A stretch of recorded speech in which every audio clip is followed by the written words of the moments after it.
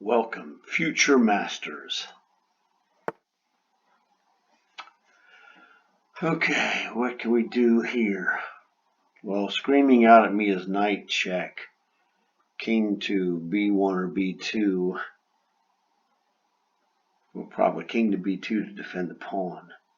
Check with the rook. King goes really only to a2. Is that checkmate? Look like checkmate to me.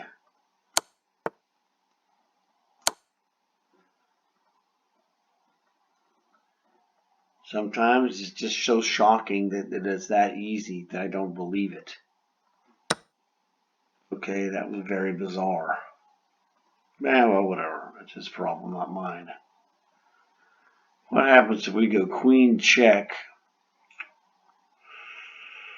The point is we're going to hit this guy with this knight at some point.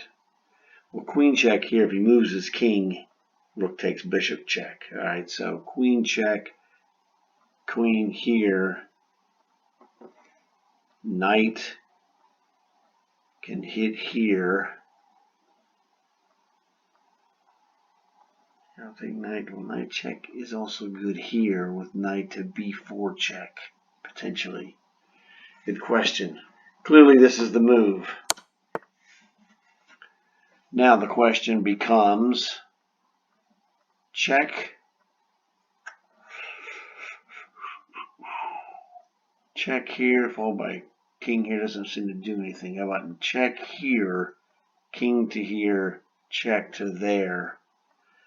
Forces king to b1. And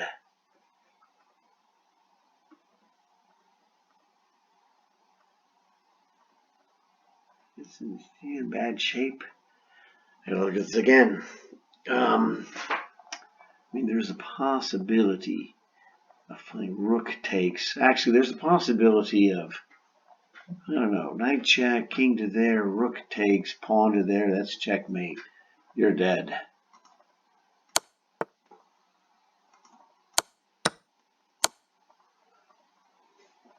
The old deflection sacrifice, decoy. So, that was fairly good.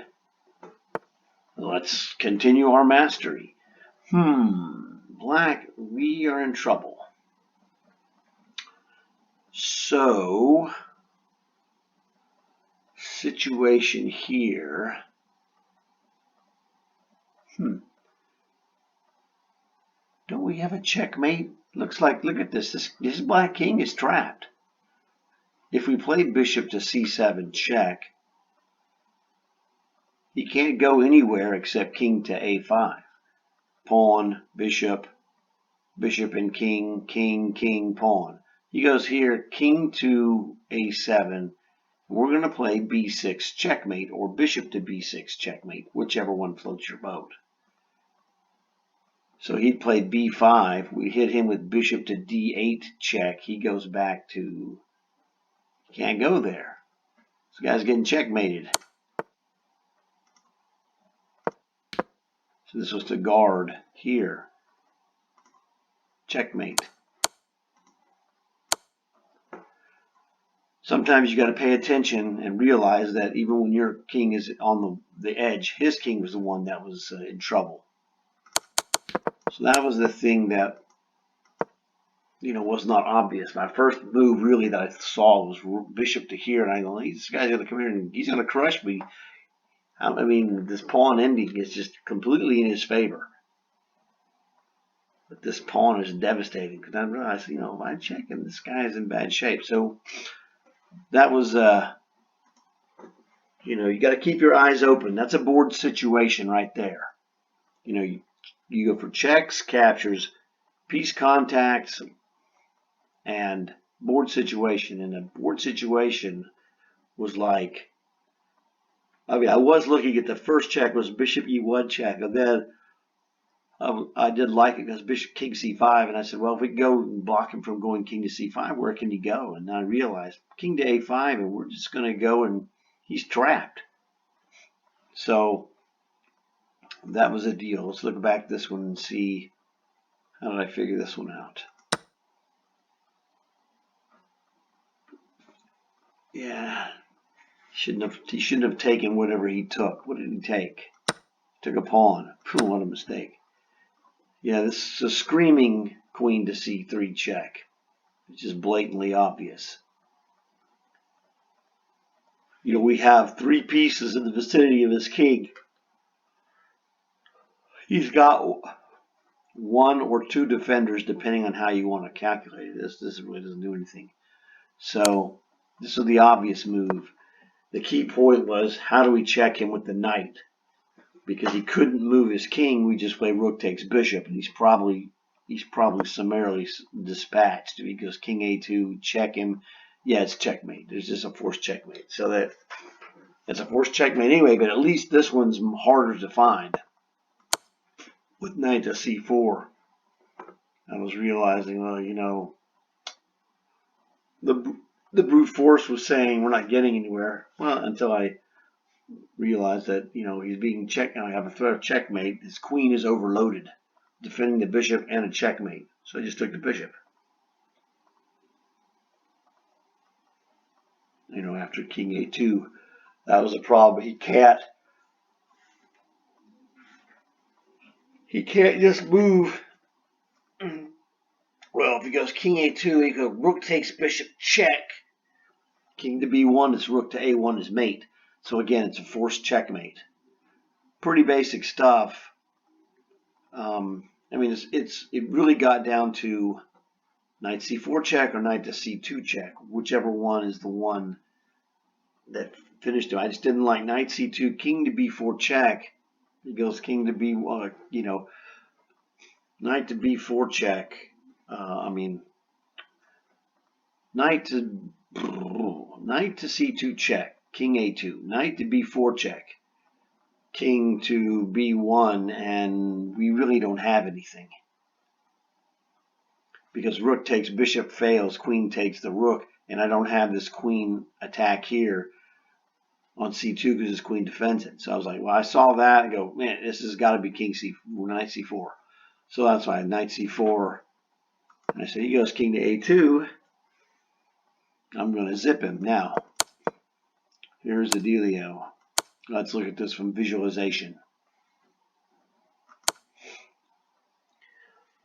So in a tournament, I would have seen queen c3 check and queen to b3, and I would have spent more time and would have realized once again in visualization that knight c2 check and knight to b4 check is not fruitful, and would have gone, okay, we're going to check him on c3, queen b3, knight c4 check, and then what am I doing? And if I was in any way not able to see clearly, after you play, you could, in a tournament game, playing queen to c3 check is fairly obvious fairly quickly. So at some point after I'm looking, if I'm queen c3 check, queen b3, knight c4 check, king to a2, I would still look at this and probably figure out in visualization that rook takes bishop is crushing. But there's a slim chance that I would have said, you know what, I need to play just queen c3 check first. Let's make sure he plays queen b3, which he does.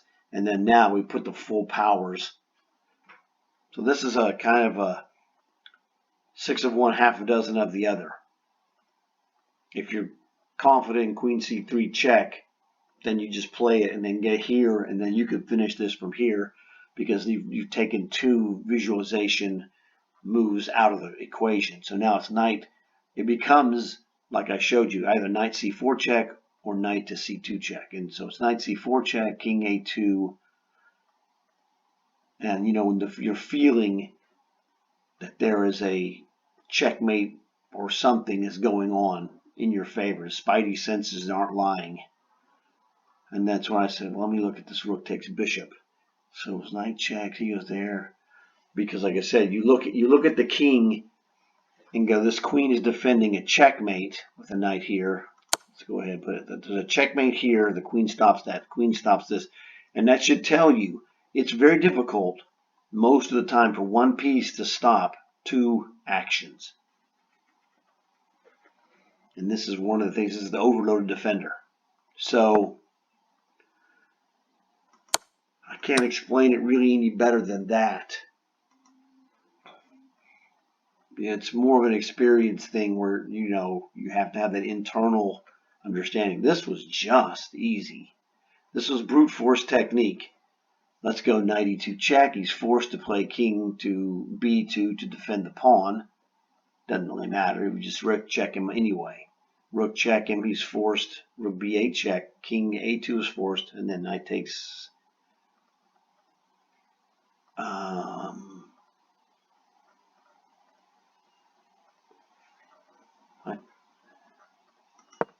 Oh, yeah, he played that move first. I'm like, okay. I'm like, wait a second. Who's just going to take my knight? I'm not crazy. I know knight c3 check wins. Rook cuts him off. It was so basic. Puzzle rating 1991. In what world? This is super easy. This is a 5-mover. Okay. We make 3 moves. He makes 2 moves. And our 5th move is checkmate. Kind of a backwards Arabian mate. The Arabian mate occurs when you go, knight is here, and then you rook check him either a2 or b1 for the checkmate. But it's the same combination of dudes. So this was, like I said, a brute force technique.